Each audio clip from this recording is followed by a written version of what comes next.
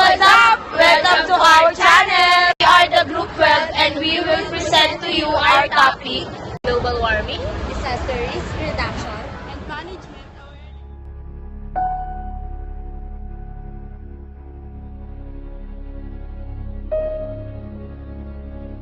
Global warming, human exploitation of the environment leads to the increasing amount of carbon dioxide in the atmosphere along with other pollutants. Carbon dioxide traps the sun's heat and causes the earth to warm up.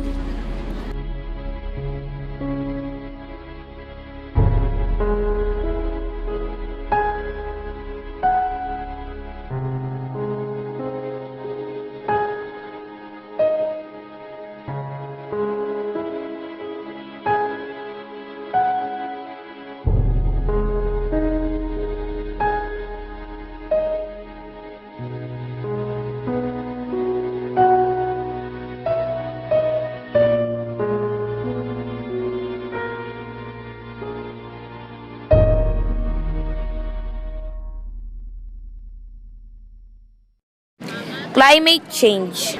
Climate change is the build-up of greenhouse gases in the atmosphere, significantly changing the normal or expected weather patterns and conditions in specific regions of the Earth.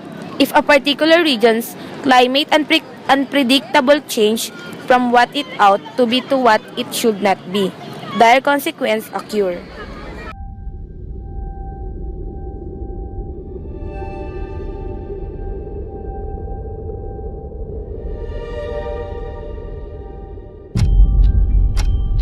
Right now, we're facing a man-made disaster of global scale, our greatest threat in thousands of years, climate change.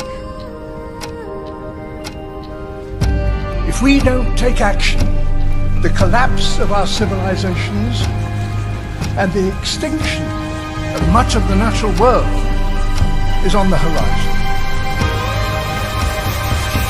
The world's people have spoken. Their message is clear. Time is running out. The amount of carbon dioxide in the atmosphere now is 50% higher than it was in 1900. And not only are we piling in more and more carbon dioxide in the atmosphere, but we are chopping down the forests of the earth at a great rate. And the forests themselves are the most efficient consumers of carbon dioxide that there are on Earth. We're going to destroy the ground because the soil of a rainforest isn't very good. We are actually tampering with the climate of the Earth and with the very atmosphere that we breathe. When we talk about the disappearance of the ozone layer, we don't know what will happen when the ozone layer goes. The world has become so fragile that we cannot subject the earth to the tortures we can now inflict upon it. When we talk about the greenhouse effect, we're talking about something that affects the entire earth. And these problems are life and death problems. They go to the root of the viability of the planet itself.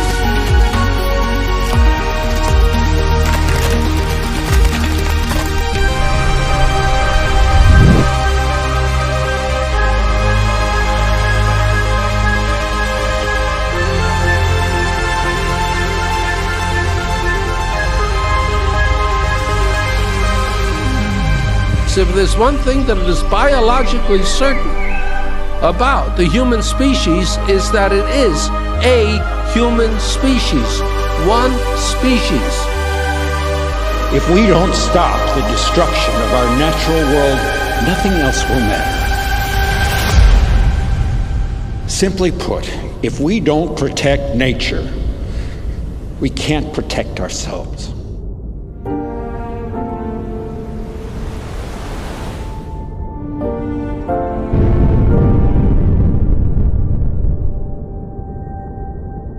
The only way we can solve a problem is by a human solution.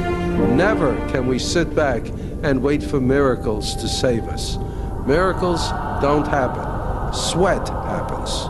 Efforts happens. Thought happens.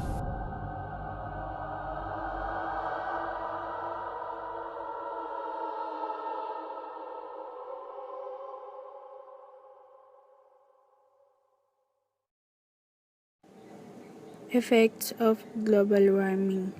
Global warming affects both the natural environment and human life. While changes are expected for overall patterns, intensity, and frequencies, it is difficult or impossible to attribute specific events such as Typhoon Undoy in 2009 to global warming. Some anticipated effects of global warming include the rising of sea level from 110 to 770 mm by the year 2100. Repercussions to agriculture, possible slowing of the thermohaline circulation, reductions in the ozone layer, increased intensity and frequency of typhoons and extreme weather events, lowering of ocean spread of diseases such as malaria. Disaster. According to Dr. Renato U. Solidum Jr., disaster is characterized by several elements, namely hazards, risks, people or community, and vulnerability.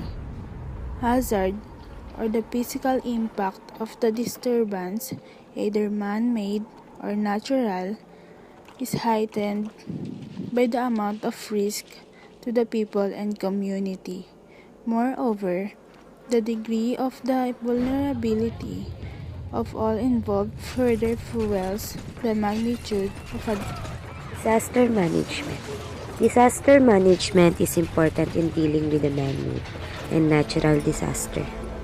Natural disasters are inevitable, however, with the modern technology. Communities can prepare and minimize the damage to properties. Likewise, man-made disaster can be prevented if the community is more careful and properly oriented on what it can do in times of crisis.